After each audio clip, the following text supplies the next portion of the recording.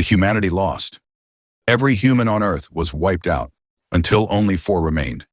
To erase the apocalypse at its source, they gambled everything on humanity's final weapon. Alcinia's time-space crystal, an artifact capable of reversing time. But it could only send one person back. And that person was him.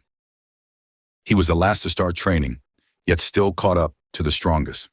If anyone could change the future, it was him.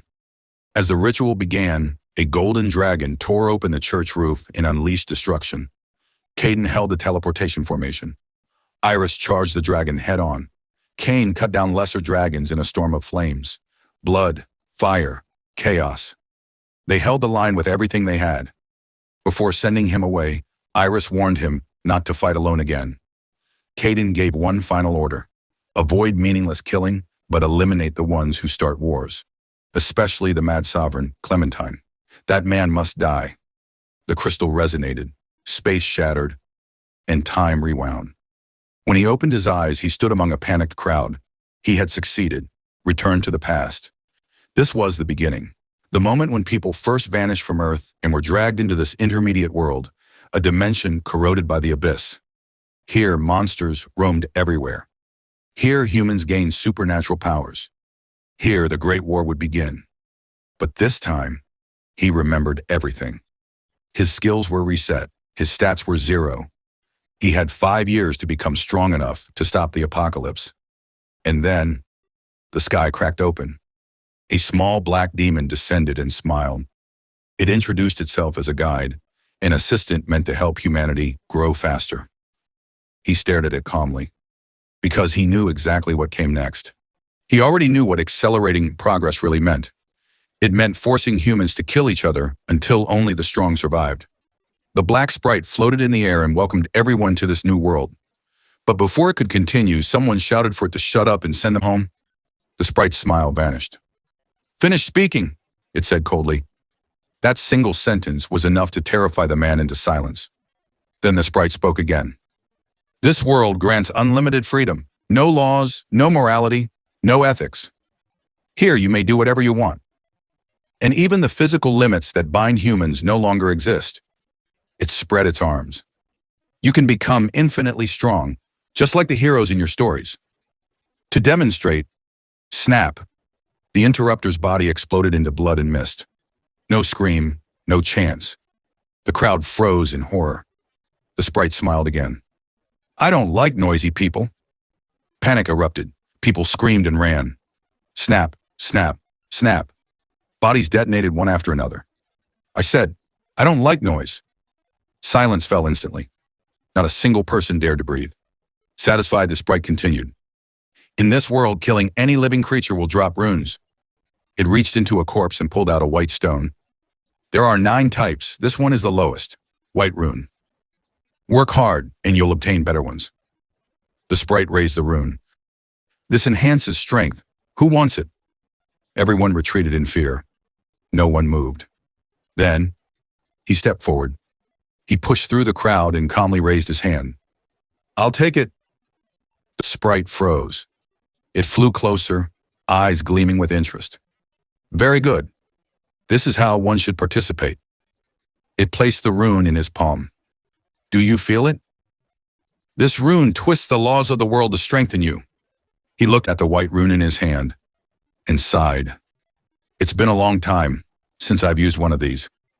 The sprite explains coldly that his strength rises from 117 kilos to 122, but stops mid-sentence when it sees no excitement on his face. It sneers and declares that runes come in different types, that only by killing and collecting endlessly can anyone survive here. Fear instantly mutates into greed as the crowd lunges for fallen runes, only for the sprite to absorb them back and mock them, ordering them to hunt their own.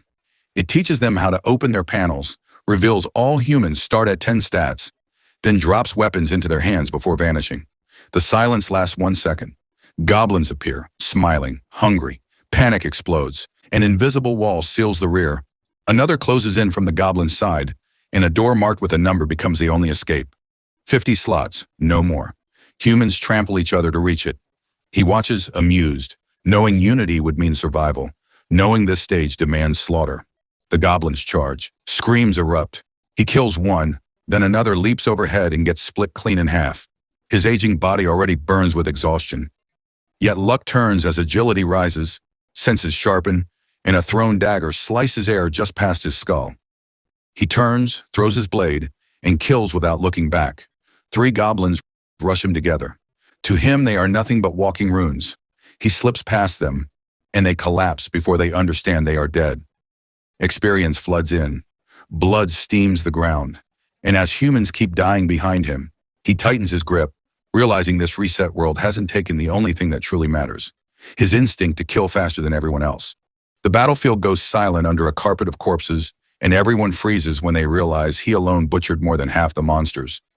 Then the sprite returns, cold and amused, praising the results and the reduced head count before tearing down the invisible walls and crawling back into the void, leaving curses screaming into empty air. He checks his panel and sees his power far surpass his past life, and a new weapon in hand. Ambition ignites as he recalls Caden's words about a brutal hidden dungeon no one could clear early, yet strong enough to forge a Valkyrie.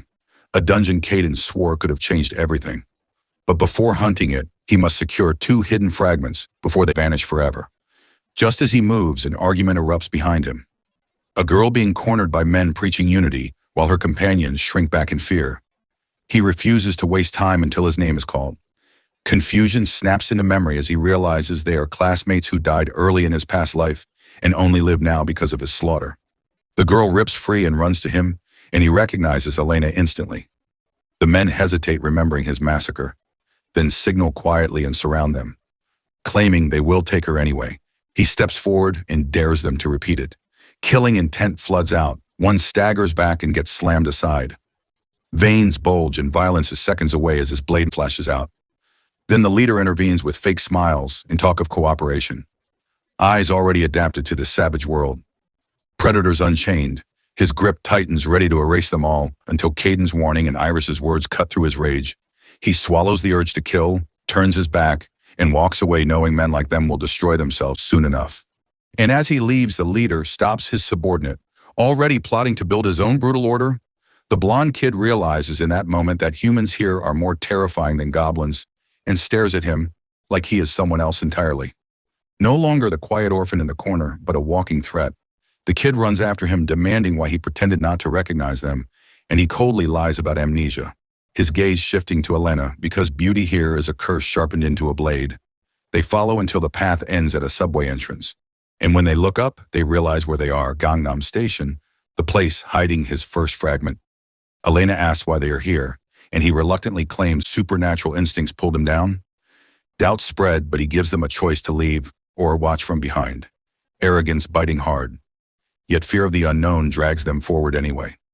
The air turns oppressive, and when they ask if this place is safe, he answers no, and says they are about to meet longtime residents. Disbelief barely settles before he suddenly stops, whips out his dagger, and slices a green worm in half inches from Tyler's feet, terror locking everyone in place as he explains these creatures erupt from the ground to tear flesh apart. He scoops up the rune and teaches them to stab wherever the soil bulges, making survival sound like a cruel game. Hesitation nearly gets one of them killed when another worm bursts out, but he flashes in and chops it to pieces in 2 clean strikes. Questions follow, and he dismisses them with talk of supernatural ability. Disbelief lingers, except in Elena's admiring eyes. Runes soon litter the ground, yet they hesitate to collect them, expecting him to grow stronger and shield them. He shuts that down immediately, stating the law of survival that killers claim their spoils and the useless are abandoned, making it clear this world has no mercy, and neither will he.